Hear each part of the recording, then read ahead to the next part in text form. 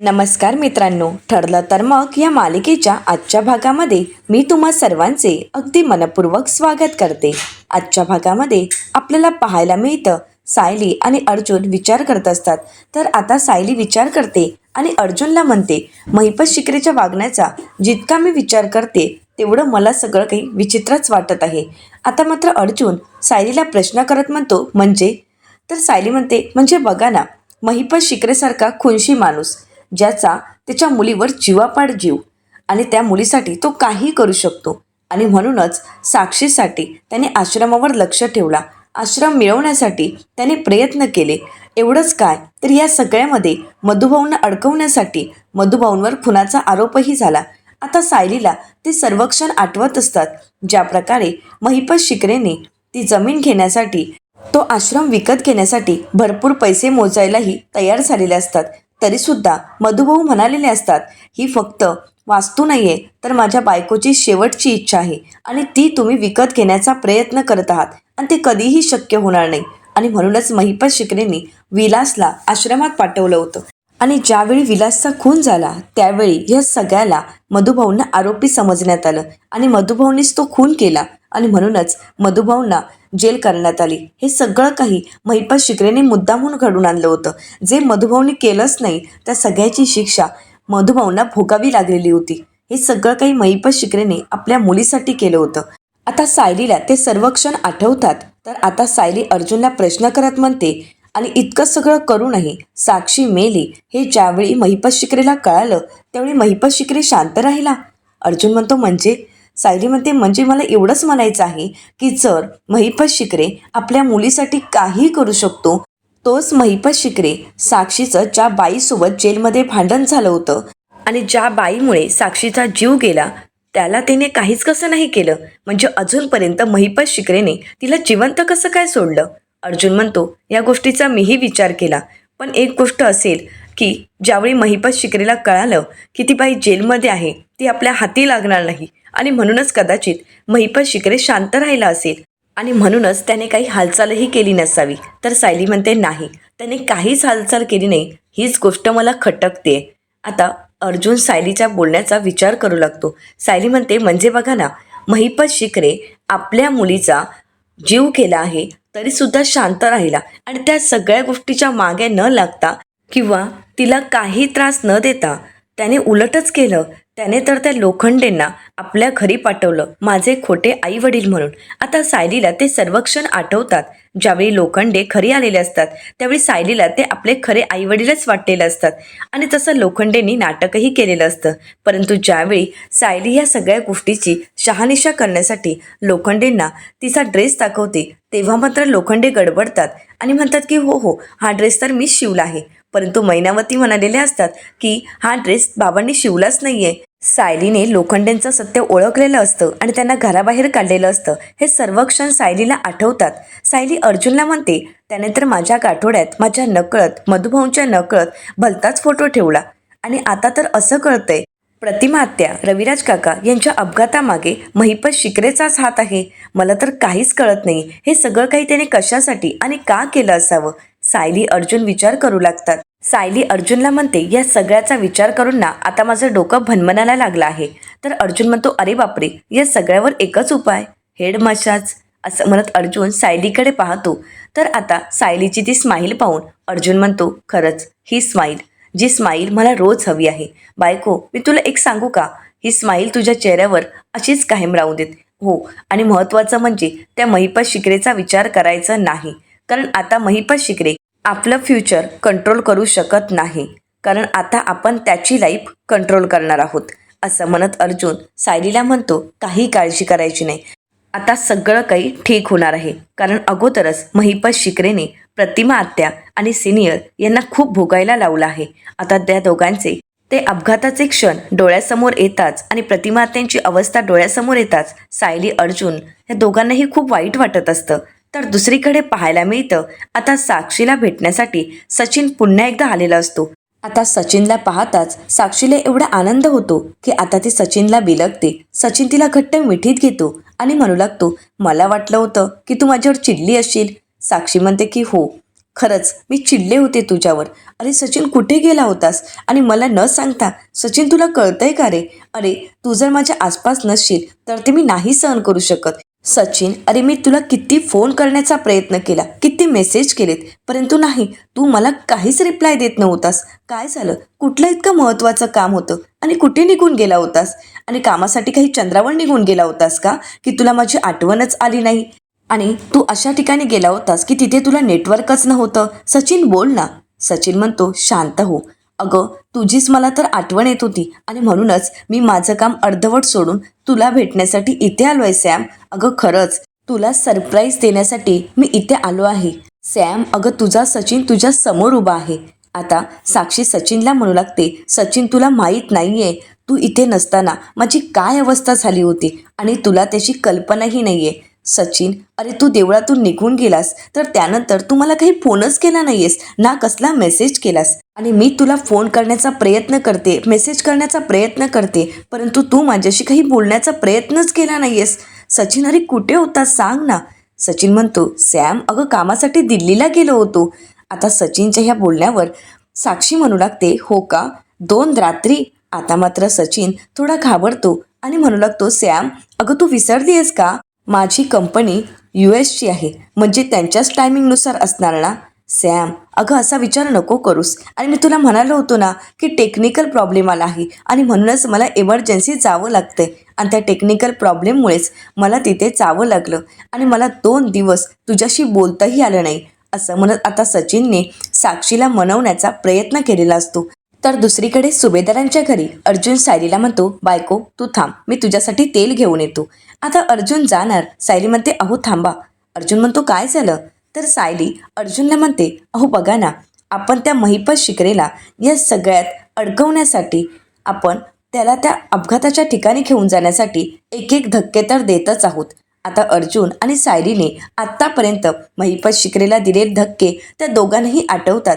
कशा प्रकारे त्यांनी महिपत शिकरीची उचलबांगडी केलेली असते हे सर्व क्षण त्यांच्या डोळ्यासमोर असतात. महिपत शिकरेच्या दारासमोर मशाल टाकत त्यावर 22 वर्षापूर्वीचा अपघात, तर त्यानंतर जंगलात बाबूचा फोटो लावत महिपत शिकरेच्या पायाखालची जमीनच सरकवलेली असते. तर सायली अर्जुनला पुढे म्हणू लागते, महिपत शिकरेला जर पुढचा हादरा द्यायचा असेल तर त्याला तीच व्यक्ती समोर दिसणं खूप मोठी गोष्ट ठरेल. म्हणजे समजा ज्या ठिकाणी प्रतिमा त्यांचा अपघात झाला त्याच ठिकाणी जर आता त्याला तीच व्यक्ती दिसली, म्हणजे ज्या व्यक्तीला त्याने त्रास दिला आहे, जिला एवढ्या सगळ्या काही घटनांमधून जावं लागलं, जिला हे सगळं काही भोगावं लागलं, ती व्यक्ती जर त्याला तिथे समोर दिसली तर तो मात्र पूर्णपणे हादरून जाईल. आता अर्जुन विचार करतो, त्यावेळी अर्जुनला आठवतं की आपण महिपत शिकरेच्या खिशात कशा प्रकारे ती चिठ्ठी टाकली होती आणि ती चिठ्ठी वाचल्यानंतर महिपत शिकरेची झालेली अवस्था. ज्यावेळी ती चिठ्ठी महिपत शिकरेला मिळते त्यावेळी महिपत शिकरेने ती चिठ्ठी वाचलेली असते. त्यावर लिहिलेलं असतं की 22 वर्षापूर्वीचा अपघात आठवतोय का? मला व्यवस्थित आठवतोय. आता हे सगळं काही अर्जुनला आठवल्यानंतर अर्जुन सायलीला म्हणतो, म्हणजे प्रतिमा आत्या? सायली म्हणते की हो, आपल्याला प्रतिमा आत्यांना तिथे घेऊन जावंच लागेल. म्हणजे बघा ना, ज्यावेळी रविराज काका आणि प्रतिमा आत्या यांचा अपघात त्या जंगलाच्या ठिकाणी झाला त्यावेळी रविराज काकांना काही कालावधीसाठी काहीच आठवत नव्हतं. खरं तर ते बेशुद्ध होते, परंतु ज्यावेळी ते शुद्धीवर आले त्यावेळी त्यांना ना प्रतिमा आत्या दिसल्या ना तन्वी म्हणजेच प्रिया दिसली. पण आपल्याला नंतर असं कळालं, तन्वी म्हणजेच प्रियाला मधुभाऊ आश्रमात घेऊन गेलेत. पण प्रतिमा आत्यांचं काय झालं हे मात्र कोणाला काहीच माहीत नाही. खरं तर याबद्दल प्रतिमा आत्यांनाही काहीच आठवत नाही. पण हे सगळं काही महिपत शिकरेंना तर माहीतच असेल ना. म्हणजे या सगळ्याच्या मागे जर महिपत शिकरे असेल तर त्याला सगळं काही माहीत असेल, आणि जर अपघाताच्या ठिकाणी आपण प्रतिमा आत्यांना घेऊन गेलो तर हा महिपत शिकरेसाठी सगळ्यात मोठा घाव ठरेल. आणि मला तरी असं वाटतंय की हा त्याच्यासाठी शेवटचा घाव असेल आणि या सगळ्यातून आपल्याला सत्य कळेल. आणि या सगळ्यात जर आपण प्रतिमा आत्यांना तिथे घेऊन गेलो तर कदाचित प्रतिमा आत्यांनाही त्यांची स्मृती परत येण्यासाठी मदत होईल. आपण जर प्रतिमा आत्यांना त्या ठिकाणी घेऊन गेलो तर कदाचित प्रतिमा आत्यांची स्मृती परत येईल आणि हे त्यांच्यासाठी आपले असणारे कदाचित शेवटचे प्रयत्नही असू शकतात. आता सायलीने सांगितलेल्या प्लॅनचा सायली आणि अर्जुन दोघंही विचार करू लागतात. तर इकडे साक्षी सचिनला म्हणू लागते, सचिन तुला कळतंय का, तू काय बोलतोयस, मला काहीच कळत नाहीये. कारण मला नाही कळत तुझ्या या कामाचे तास, तुझ्या US कंपनीची वेळ नाही कळत. पण सचिन मला एवढंच कळतंय की तू माझ्यासोबत हवायस. अरे तुला कळतंय का, तू मला सोडून गेलास त्यानंतर माझी काय अवस्था झाली होती. अरे मी कालपासून काहीच खाल्लं नाहीये, फक्त आणि फक्त तुझा विचार करते आणि या सगळ्यामुळे माझं डोकं भणभणायला लागलं आहे. अरे आज सकाळपासूनही मी काहीच खाल्लं नाहीये, माझ्या पोटात अन्नाचा कणही नाहीये. मला सतत तुझा विचार येत होता, सतत तुला फोन करण्याचा प्रयत्न करत होते, परंतु तू मात्र माझ्याशी काहीच बोलत नव्हतास. आता सचिन साक्षीचे लाड करत म्हणू लागतो, अरे बापरे माझी बेबी, अरे अशी कशी असू शकते. मला वाटलं होतं माझी ही बेबी, माझी ही सॅम खूप स्ट्रॉंग असेल, परंतु नाही ना बेबी, तू तर खूप वीक आहेस. आता साक्षी रागाने सचिनकडे पाहते आणि म्हणू लागते, सचिन मी वीक नाहीये, तू मला वीक केलंयस. असं म्हणत साक्षी सचिनवर खूप चिडलेली असते. साक्षी सचिनचा गळा धरते आणि म्हणू लागते, नाही आता मी तुला खरंच सांगतेय, जर पुन्हा तू असं काही करण्याचा प्रयत्न केलास ना तर खरंच मी तुझा जीव घेईना. प्लीज माझ्यापासून दूर निघून नाही जायचं. सचिन म्हणतो, बेबी अगं मी तुझ्यापासून कुठेच दूर जाणार नाही, आणि हो माझा जीव घ्यायचा विचारही करू नकोस. आणि माझा जीव घेण्यासाठी तसंही तुला गळा दाबायची गरजच नाहीये. कारण तुला जर माझा जीव घ्यायचा असेल ना तर तू फक्त अशी माझ्याकडे पाहत राहा. अगं तुझ्या अशा बघण्याने माझा आपोआपच जीव जातो. आता सचिनने साक्षीच्या चेहऱ्यावर स्माईल आणलेलं असतं. सचिनच्या या बोलण्याने साक्षी खूप खुश होते आणि सचिनच्या मिठीत पुन्हा एकदा बिलगते. सचिन साक्षीला मिठीत घेतो, परंतु त्याच वेळी आता सचिनचा फोन वाजतो. सचिन पाहतो तर अस्मिता दीक्षित हे नाव दिसतं. आता मात्र अस्मिताचा फोन पाहून सचिनला चांगलाच घाम फुटलेला असतो. त्याला काय करावं काहीच सुचत नसतं. साक्षी सचिनकडे पाहत असते. आता साक्षीला काही कळण्या अगोदरच सचिन अस्मिताचा फोन कट करतो आणि म्हणू लागतो, नाही आता मी कोणाचेही फोन रिसीव नाही करणार. आता मी फोनला हातही लावणार नाही, कारण आज मी फक्त पूर्ण दिवस माझ्या सॅमसोबतच घालवणार आहे. असं म्हणत आता सचिन साक्षीचा हात पकडतो, तिला सोप्यावर बसवतो आणि म्हणू लागतो, सॅम काळजी करू नकोस, हा तुझा सचिन आज पूर्ण दिवसभर फक्त तुला पाहतच बसणार आहे. आजचा पूर्ण दिवस मी फक्त माझ्या सॅमसाठीच देणार आहे. असं म्हणत तिला जवळ घेतो आणि त्यानंतर मोबाईलकडे पाहू लागतो. तर इकडे सुभेदारांच्या घरी सायली अर्जुन घाईघाईने नाश्ता करण्यासाठी येतात. सायली अर्जुनला म्हणते, तुम्ही नाश्ता करण्यासाठी बसा, मी तुमच्यासाठी नाश्ता घेऊन येते. आता सायली नाश्ता घेऊन यायला जाते तर त्याचवेळी विमलताई सायलीला म्हणतात, सायलीताई अहो तुम्हालाही बाहेर जायचं आहे ना, मग तुम्हीही बसा, मीच तुमच्यासाठी नाश्ता घेऊन येते. असं म्हणत विमल आता त्या दोघांनाही नाश्ता घेऊन येते. अर्जुन सायलीला म्हणतो, ज्यावेळी तू काल प्रतिमात्यांबद्दलचं बोललीस त्यावेळी मला धक्काच बसला होता, परंतु विचार केल्यानंतर हा प्लॅन अगदी परफेक्ट वाटत आहे. सायली म्हणते, हो ना, मग आता आपण रविराज काकांशी बोलूयात का. अर्जुन म्हणतो, नाही नको, कारण जोपर्यंत आपला प्लॅन परफेक्ट तयार होत नाही तोपर्यंत आपण सिनियरशी नाही बोलायचं. आता हे सगळं काही प्रिया ऐकत असते. प्रिया हॉलमध्येच असते. आता सायली अर्जुन हे सगळं काही हळू आवाजात बोलत असतात, परंतु सायली अर्जुन बाहेर निघाले आहेत हे मात्र प्रियाला कळालेलं असतं. प्रिया मनाशीच म्हणते, आजही हे दोघे बाहेर निघाले आहेत म्हणजे यांचं नक्कीच काहीतरी प्लॅन चालू आहे. मग मला जी शंका आली आहे ती खरी तर नसेल ना.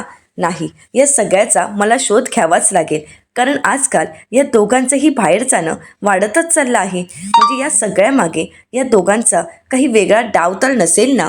आत्ताही इतके हळूहळू बोलतायत म्हणजे नक्कीच काहीतरी प्लॅनिंग करत असणार. असं म्हणत प्रिया आता सायली अर्जुन या दोघांचंही नक्की काय चाललं आहे याचा विचार करू लागते.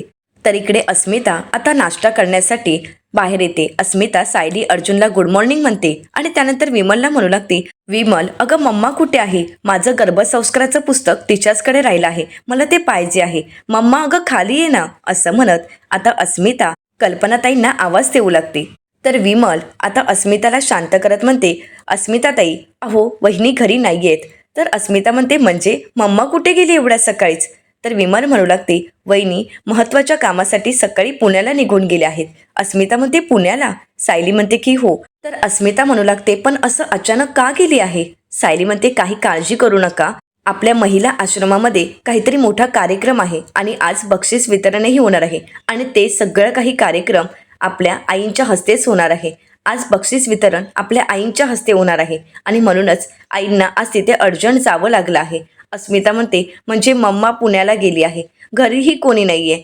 आई बाबा ते सुद्धा नागपूरला लग्नासाठी गेले आहेत आणि सचिनचा दिल्लीचा मुक्काम काही संपत नाही आणि इथे घरी तुम्ही कोणी नाही आहात. अर्जुन, तू ऑफिसला जाणार. सायली, तूही हल्ली घरी नसतेस, तूही सतत ऑफिसला जातेस. मी मात्र एकटीच घरी असते. किती बोर होते मी. म्हणजे आज एवढ्या मोठ्या घरात मी आणि विमल दोघंच असणार का? मला तर काहीच कळत नाही, असं म्हणत अस्मिता खूप रागवलेली असते. सायली म्हणू लागते, अस्मिता ताई, अहो मलाही काही कामं आहेत म्हणून जावं लागतं, परंतु काळजी करू नका, मी येईन ना लवकर. अस्मिता म्हणते, कधीपासून पाणीपुरी खाण्याची इच्छा झाली आहे, पण मी आणि विमल दोघंच कुठे जाणार आहोत, असं म्हणत अस्मिता निराश होते. सायली म्हणते, अस्मिता ताई, अहो मी लवकर येण्याचा प्रयत्न करेन ना. अस्मिता म्हणते, नाही नको, तुझी महत्त्वाची कामं आहेत ना, मग ती तू करून घे. सायली म्हणते, अस्मिता ताई नका काळजी करू, मी येईन ना लवकर, मग आपण जाऊ ना. अस्मिता म्हणते, नाही नको नको म्हणाले ना मी तुला एकदा. तर त्यानंतर अर्जुन म्हणू लागतो, अस्मिता ताई, अगं सायली माझ्या एका फ्रॉड केसमध्ये मला मदत करते आणि म्हणूनच तिला माझ्यासोबत ऑफिसला यावं लागतं. तर आता सायली अर्जुनला म्हणू लागते, अहो मी आजचा एक दिवस तुमच्यासोबत नाही आली तर चालेल का? तर अस्मिता म्हणते, तू जा, माझ्यामुळे कोणाची कामं नको थांबायला, कारण मी एकटीच अशी रिकामी आहे, बाकी सर्वजण बिझी आहात. आता अस्मिताचं हे बोलणं आणि तिच्या अशा या अवस्थेमध्ये तिला निराश करणं सायलीलाही पटत नसतं. सायली म्हणू लागते, अस्मिता ताई मी थांबते. अस्मिता म्हणते, एकदा म्हणाले ना की तू तुझ्या कामासाठी निघून जा आणि काळजी करू नकोस, मी राहीन एकटी. आणि हो, तू जर आता नाही ना गेलीस तर मी तुझ्यावर रागवेन. अर्जुन म्हणतो, रागवू नकोस, काळजी करू नकोस, आम्ही येतो, असं म्हणत सायली अर्जुन तिथून निघून जातात. आता त्या दोघांचं असं निघून जाणं प्रियाला मात्र खूप राग आलेला असतो. प्रिया मनाशीच म्हणू लागते, काही नाही आहे कुठली फ्रॉड केस वगैरे, ही दोघं मिळूनच काहीतरी फ्रॉड करत असणार, नक्कीच काहीतरी यांचा प्लॅन चालू आहे आणि म्हणूनच दोघं एकत्र घराबाहेर पडतात.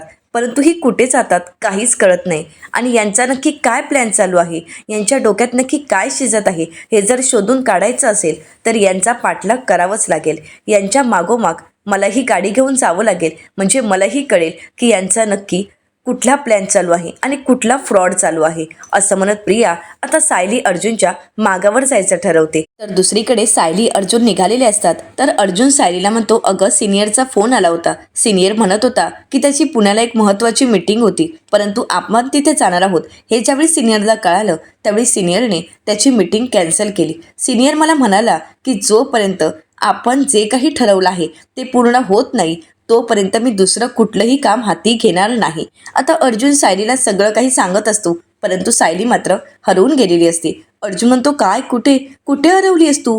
मी तुझ्याशी एवढं बोलतोय आणि तुझा मात्र लक्षच नाही आहे. सायली म्हणते, नाही हो, अस्मिताताईंचा विचार डोक्यातून जातच नाही आहे. अहो बघा ना, अस्मिताताईंचा चेहरा आपण ज्यावेळी बाहेर पडलो तेव्हा किती पडला होता. सायलीला अस्मिताची खूप काळजी वाटत असते. सायली म्हणू लागते, या महिपतच्या या कारस्थानांमुळे मी हल्ली खरी नसतेच आणि या सगळ्यामुळे आज अस्मिताताईंना एकटं वाटतंय, परंतु माझ्या लक्षातच आलं नाही की ह्या सगळ्यामुळे अस्मिताताईंनाही त्रास होऊ शकतो, त्यांनाही एकटेपणा वाटू शकतो. तर आता अर्जुन सायलीला म्हणतो, अस्मिताताईचे मूड कसे बदलतात हे नवीन नाही आहे, ती प्रेग्नेंट होण्या अगोदरही ती अशीच वागायची, मग तू एवढा विचार का करतेस? सायली म्हणते, कसंही असलं तरीसुद्धा आज त्या प्रेग्नेंट आहेत आणि अशा अवस्थेमध्ये त्यांचे मूड सांभाळणं हे आपल्यासाठी सगळ्यात महत्त्वाचं आहे. खरं तर त्यांच्या चेहऱ्यावरचा आनंद हा कायम टिकून राहायला हवा, एक क्षणासाठीही त्या अशा नर्वस व्हायला नको आहेत आणि ते मी नाही पाहू शकत. अर्जुन म्हणतो, पण आता आपण काहीच करू शकत नाही, कारण अस्मिताईचे मूड सांभाळण्यासाठी आपण दिवसभर नाही घरी राहू शकत. सायली म्हणते, हो, पण आपल्याला त्यांना वेळ द्यावाच लागेल ना. इथे सचिन भाऊजीही घरी नाही आहेत आणि मग आपणही घरी नसलो तर त्यांना एकटेपणा जाणवणारच ना आणि ते मला नाही सहन होणार. अर्जुन म्हणतो, पण आपण हाती काम घेतलंय ते तर पूर्ण व्हायलाच पाहिजे ना, कारण आता महिपत शिकरेला आपण घाबरवत आहोत आणि हे जर काम आपण अचानक मध्ये बंद केलं तर तो पुन्हा एकदा निर्धास्त होईल, पुन्हा एकदा बिनधास्त होईल. त्यामुळे नाही, आता आपण ज्या कामावर फोकस करत आहोत ते काम पूर्ण करावंच लागेल. सायली म्हणते की हो, ते आपण करणारच आहोत, परंतु मला अस्मिताईंची खरंच खूप काळजी वाटत आहे. सायलीला अस्मिताची काळजी वाटत असते आणि ती सतत अस्मिताचा विचार करत असते. तर अर्जुन म्हणू लागतो, अगं तू एवढा विचार का करतेस? सायली म्हणते, मी जास्त विचार करते. अर्जुन म्हणतो, हो, तूच विचार करतेस. सायली म्हणते, बरं, हे मात्र बरं आहे तुमचं, म्हणजे तुमच्या बहिणीचा मी विचार करते मला त्यांची काळजी वाटते, तुम्हाला मात्र त्यांची काळजीच वाटत नाहीये आणि मी जर त्यांची काळजी घ्यायला गेली तर ते तुम्हाला खटकते. काय म्हणायचं याला? असं म्हणत सायली अर्जुनवर चांगली चिडलेली असते. अर्जुन सायलीला म्हणतो, नाही म्हणजे मला तसं म्हणायचं नव्हतं. असं म्हणत आता अर्जुन सायलीला शांत करण्याचा प्रयत्न करतो. आता अर्जुन सायलीला म्हणतो, बायको गं माझं ऐकून तरी घे. सायली म्हणते, मला तर तुमचं काही ऐकूनच घ्यायचं नाहीये. म्हणजे तुमचं कसं आहे ना, स्वतः तर बहिणीची काळजी घ्यायचीच नाही आणि मी काळजी घेते तर मलाच ओरडायचं. अर्जुन म्हणतो, नाही मला तसं म्हणायचं नाहीये, तू प्लीज माझं ऐकून तरी घे. सायली म्हणते, नाही मला तर तुमचं काहीच ऐकायचं नाही, तुम्हाला काही फरकच पडत नाही. तुम्ही तर नेहमी त्यांना टोमणेच मारत असता ना, म्हणजे आज त्यांना एकटेपणा जाणवतोय पण तुम्हाला मात्र काहीच फरक पडत नाहीये. असं म्हणत सायली अर्जुनवर चिडलेली असते. आता अर्जुन सायलीला म्हणतो, चुप, एकदम चुप, एक शब्दही बोलायचा नाही. आता मी जे सांगतोय ना ते ऐकायचं. तुला अस्मिताईसाठी काही करायचं आहे ना, मग कर. आता मला सांग, तुला अस्मिताईसाठी काय करायचं आहे? सायली म्हणते, आज आपण लवकर येऊयात आणि त्यानंतर खूप गप्पा गोष्टी मज्जा मस्ती करूयात. आणि हो, अस्मिताईंना पाणीपुरी हवी आहे ना, ती मी खरीच बनवते. तुम्ही एक काम करा बरं, चैतन्य भाऊजी, रविराज काका, प्रतिमा आत्या सगळ्यांनाच इथे बोलावून घ्या. म्हणजे कसं होईल, आपण सगळ्यांनी मिळून एकत्र पाणीपुरीचा आस्वादही घेऊ शकतो आणि अस्मिताईंच्या चेहऱ्यावरचा आनंदही पाहू शकतो. अर्जुन म्हणतो, म्हणजे तुला सरप्राईज पार्टी प्लॅन करायची आहे का? तर सायली म्हणते की असंच समजा, तुम्हाला जसं वाटते तसं समजा. तर अर्जुन म्हणतो, मग अजून काही डोक्यात प्लॅन आहेत? आता सायली अर्जुनला सगळं काही प्लॅन सांगू लागते आणि म्हणू लागते, आपण सचिन भाऊजींनाही बोलूयात, म्हणजे अस्मिताताईंच्या चेहऱ्यावरचा आनंद अजून पाहायला मिळेल. असं म्हणत अस्मिताचा आनंद परत आणण्यासाठी सायली प्लॅन करत असते आणि ते प्लॅन अर्जुनला सांगत असते. आता ते प्लॅन अर्जुनलाही खूप आवडलेलं असतं. तर दुसरीकडे पाहायला मिळतं, सायली अर्जुन नक्की कुठे जात आहेत आणि म्हणूनच त्यांचा पाठलाग करण्यासाठी प्रिया धावत पळत तिच्या रूममध्ये गाडीची चावी नेण्यासाठी आलेली असते. प्रिया म्हणू लागते, गाडीची चावी मी नक्की कुठे ठेवली आहे? असं म्हणत प्रिया गाडीची चावी शोधू लागते. आता प्रियाला ज्यावेळी तिच्या गाडीची चावी मिळते त्यावेळी ती आपली पर्स घेते आणि धावत पळत निघालेली असते. परंतु ज्यावेळी ती मागे वळते त्याचवेळी तिथे अश्विन आपली कॉफी घेऊन आलेला असतो. आता प्रियाचा त्याला धक्का लागतो आणि दोघांचाही एकमेकांना धक्का लागताच अश्विनचा हाती असणारा कॉफीचा मग खाली पडतो आणि फुटून जातो. आता मात्र प्रिया अश्विनवर खूप चिडलेली असते. प्रिया अश्विनला म्हणू लागते, अश्विन काय हे, तुला बघून चालता येत नाही का? तर आता अश्विन प्रियाला म्हणतो, तन्वी अगं मी तर नीटच येत होतो, पण तूच अशी मागे वळलीस आणि तुझाच धक्का लागला. प्रिया म्हणते, वा, म्हणजे आता तू मलाच बोलणार आहेस का? प्रत्येक गोष्टीमध्ये तू माझी चूक काढणार आहेस का? अश्विन म्हणतो, अगं तन्वी असं नाहीये. परंतु प्रिया काही ऐकून न घेता घाईघाईने निघालेली असते. अश्विन म्हणतो, थांब. आता प्रिया अश्विनला म्हणते, काय झालंय, का थांबवतोयस तू? अश्विन म्हणतो, एवढ्या घाईघाईने तू कुठे निघाली आहेस? तर प्रिया म्हणते, हे मी तुला का सांगू? अश्विन म्हणतो, कारण मी तुझा नवरा आहे, हे विसरली आहेस का तन्वी? आजकाल तू कशी वागतेस तुझं तुला तरी कळते का? अगं का वागतेस तू अशी? तर आता प्रिया म्हणू लागते, अश्विन तुझ्या या फालतू गोष्टींच्या प्रश्नांची उत्तरं द्यायला मला वेळ नाहीये. आता अश्विन प्रियावर चिडतो आणि म्हणू लागतो, तुला तर सगळंच फालतू वाटतं ग. मी तुला काही विचारलं की ते तुझ्यासाठी फालतूच असतं. आणि आता मी ही कॉफी बनवली तीही तुला फालतूच वाटत असेल, परंतु ही कॉफी मी स्वतःच्या हाताने बनवली होती. तू बनवतेस का माझ्यासाठी कधी कॉफी? कधी म्हणतेस का अश्विन तुला काय हवंय, नवऱ्याला काय हवंय नकोय हेही तुला पाहायला वेळ नसतो? तू माझ्यासाठी कॉफीही बनवत नाहीस आणि ना सधी किचनमध्ये जात, कारण किचनमध्ये जाणं हे सुद्धा तुझ्यासाठी फालतूच असतं ना. असं म्हणत आता अश्विन खूप चिडलेला असतो. आता प्रिया नाटक करत म्हणते, अश्विन आता या कॉफीवरून आपण भांडणार आहोत का? आपण आल्यानंतर बोलू ना प्लीज अश्विन, मला आता निघायचं आहे. अश्विन म्हणतो, कुठे निघायलेस ते तरी सांगशील का? परंतु प्रिया आता काही न सांगता अश्विनला म्हणते, ते मी तुला नंतर सांगेन, परंतु ही कॉफी सांडली आहे ना, मी विमलला सांगते पुसून घ्यायला. असं म्हणत प्रिया ही आता सायली अर्जुनचा पाठलाग करण्यासाठी अश्विनचं काही न ऐकून घेता धावत पळत घराबाहेर आलेली असते.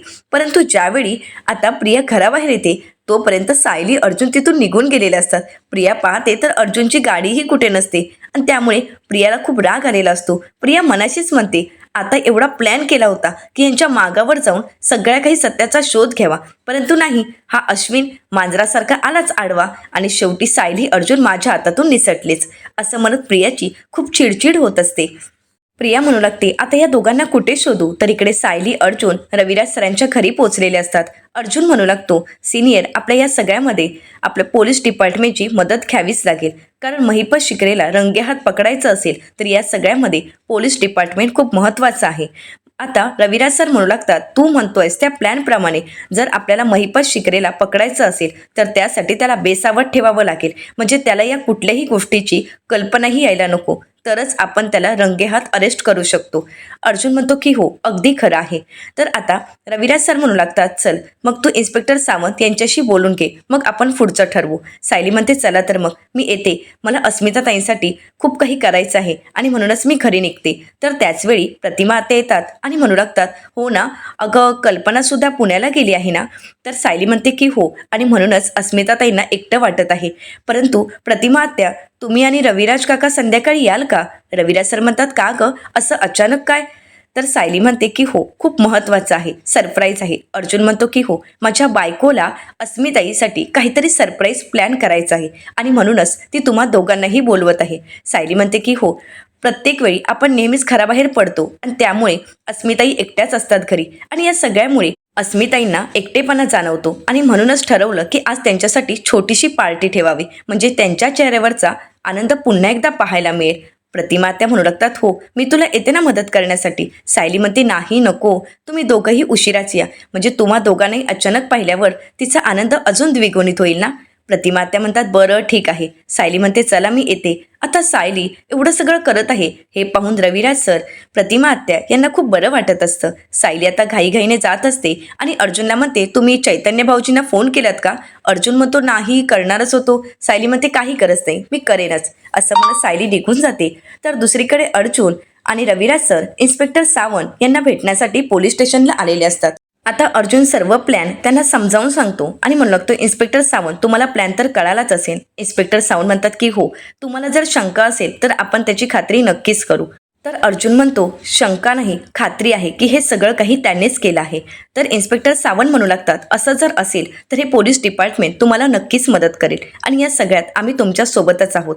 रविराज सर म्हणतात, परंतु मला असं वाटतंय की तुम्ही सर्वप्रथम तिथे लवकर गेलात तर बरं होईल, म्हणजे काही झालं तरी महिपत शिकरेला शंका यायला नको. आता अर्जुन त्याचं पुढचं प्लॅन इन्स्पेक्टर सावंत यांना सांगू लागतो. तर येणाऱ्या पुढील भागामध्ये आपल्याला पाहायला मिळतं, सायली रविराज सरांना म्हणू लागते, रविराज काका, आपल्याला जर महिपत शिकरेच्या बुद्धीचा आणि मनाचा तोल घालवायचा असेल तर ह्या दोन व्यक्ती तिथे असणं खूप गरजेचं आहे. प्रतिमा आत्या त्या अपघाताच्या ठिकाणी असणं आणि महिपत शिकरेच्या समोर येणं खूप गरजेचं आहे. परंतु रविराज सर या गोष्टीला नकार देत म्हणतात, नाही, काही झालं तरी प्रतिमाला मी त्या महिपत शिकरेच्या आसपासही येऊ देणार नाही. आता मात्र सायली अर्जुनला धक्काच बसतो. तर दुसरीकडे रविराज सर प्रतिमा आत्यांना म्हणू लागतात, प्रतिमा, अगं तुला तुझा भूतकाळ आठवू नये असं मला का वाटेल गं? तर प्रतिमा आत्या म्हणू लागतात, मग आता दोनच पर्याय आहेत, एकतर खचून जायचं, या सगळ्यातून दूर व्हायचं आणि कुठलाच विचार करायचा नाही, आणि दुसरा म्हणजे या सगळ्याला सामोरं जायचं, धीटपणे या सगळ्याला सामोरं जात भूतकाळाचा उलगडा करून घ्यायचा. मग आता तुम्हीच ठरवा, तुम्ही मला साथ देणार आहात का? या सगळ्यासाठी मला तुमची परवानगी हवी आहे. आता रविराज सर प्रतिमा आत्यांना परवानगी देतील का? सायली अर्जुनचा हा प्लॅन वर्क होईल का? हे पाहणं अतिशय रंजक ठरणार आहे. मित्रांनो, अशाच मालिकाचे नवनवीन अपडेट पाहण्यासाठी चॅनलला नक्कीच सबस्क्राईब करा. आजचा व्हिडिओ पाहिल्याबद्दल तुम्हा सर्वांचे अगदी मनपूर्वक धन्यवाद.